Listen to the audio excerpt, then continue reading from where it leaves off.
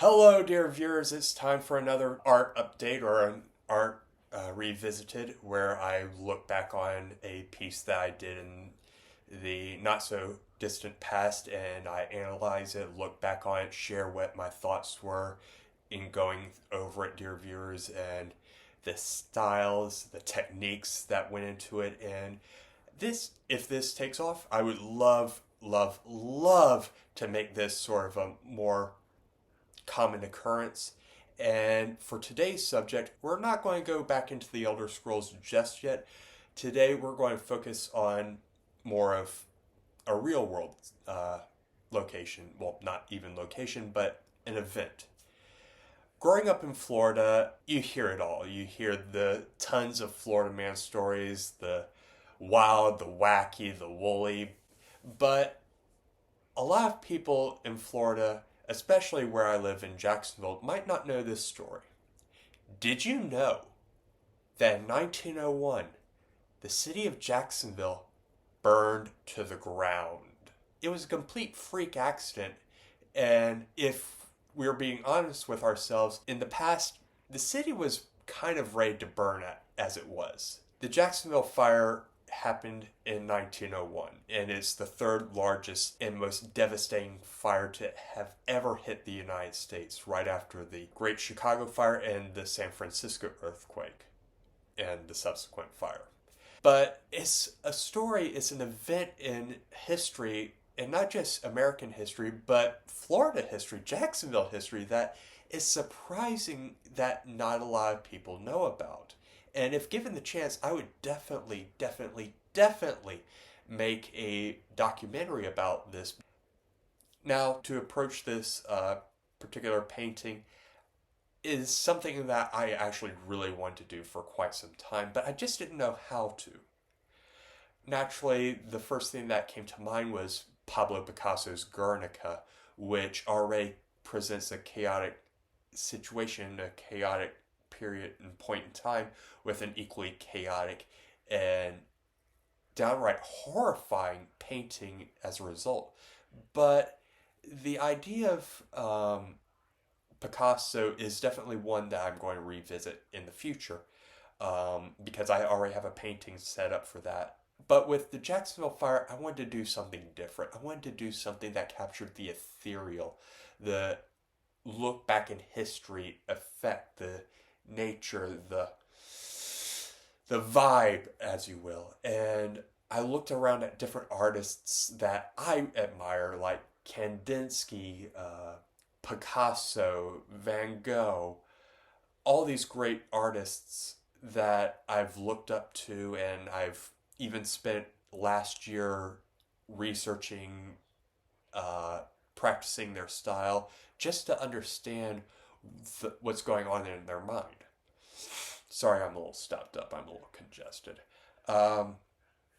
Because in my mind, the idea is that if you can understand what an artist is thinking, if you can pick up on that style, whether it be any one particular artist's style or the movement itself, it's like learning another language. And to learn a new language, and art is a language to me, and learning a new way to communicate is all the more powerful. So, having said that, I had a lot of artists that I was thinking of, and there's one artist in mind that I thought would really be unique for this particular project, and that being the Russian artist Marc Chagall.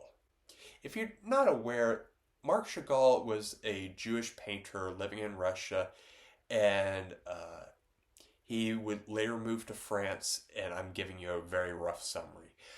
The dude was probably one of the most optimistic, upbeat, like spring in his step guys that you could ever know, despite everything that went on in his life, considering he was a Jewish refugee during World War II. I know I'm skimming over a lot of his history, and it's really he's really worth the research.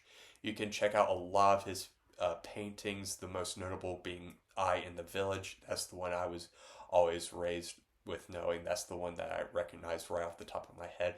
But his paintings always carried this mystical, this ethereal, this dreamlike state. And tons of little symbols dotted here and there. So looking at his work gave me an idea for what I want to do for this particular painting. And that painting being this. This is my interpretation, my depiction of the 1901 Jacksonville Fire. Looking at it, you can see buildings, you can see archways, and a lot of these are based off of real photos, real locations here that existed in the city at that time and are no longer with us.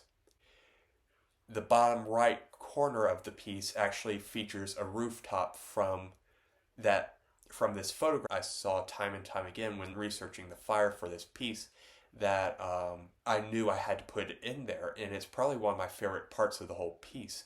You see this rooftop, and above it is the city just ready, just set to be ablaze within moments. Along that bottom, we still continue that sort of Chagall-like influence where you see little clips and snippets of things that were meaningful, in this case, meaningful to Jacksonville. And it's a shame that sometimes you need stuff like this, at least I think, to help remember the importance of history.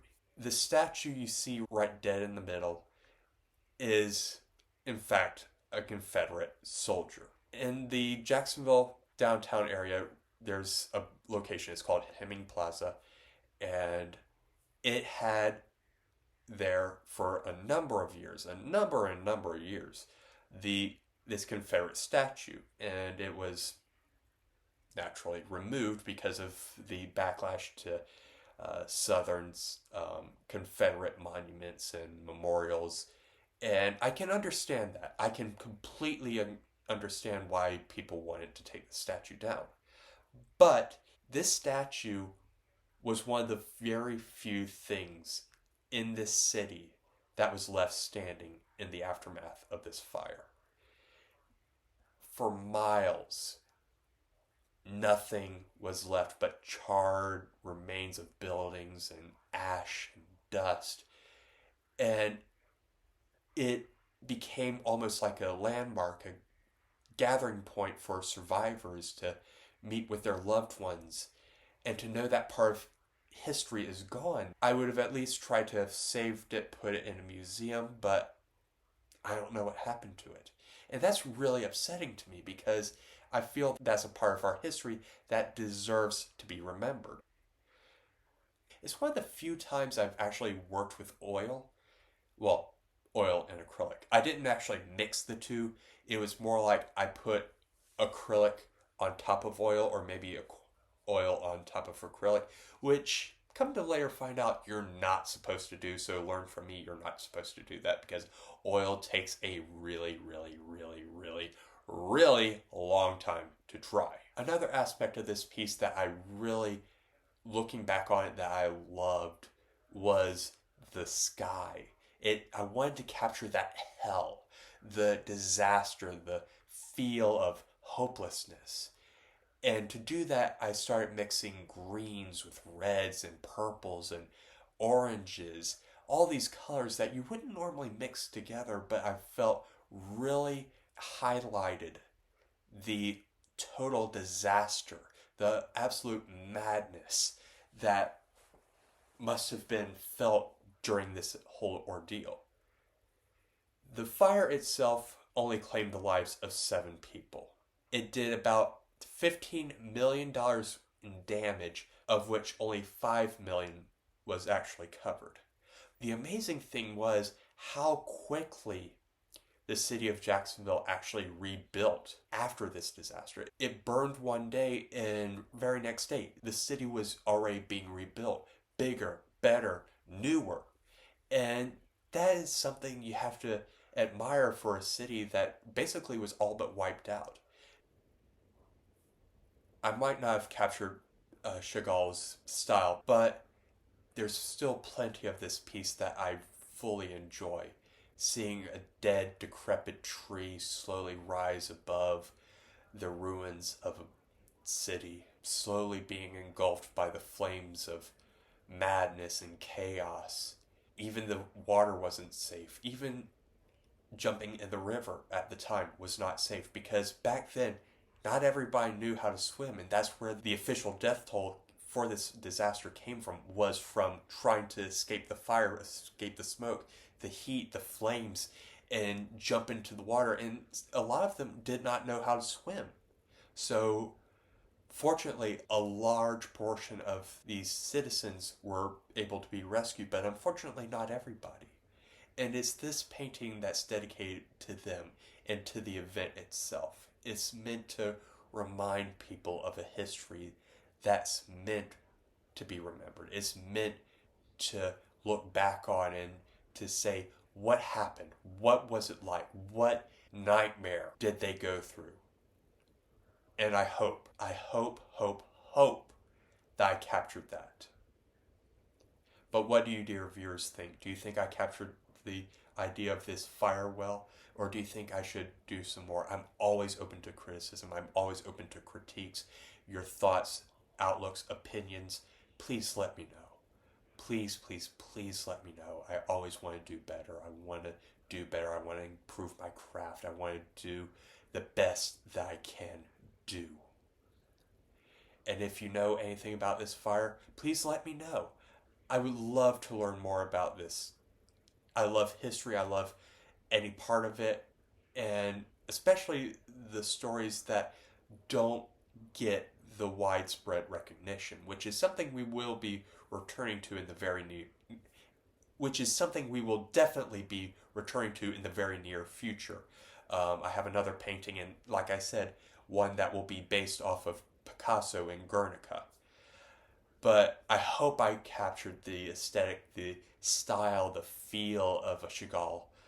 But if I didn't, I'm always willing to work to help improve my craft. And let me know, dear viewers, what did you think? If you liked what you saw and you like what I talk about and my reflections on these pieces, please let me know. I hope you have a wonderful rest of your day. Take care. Goodbye.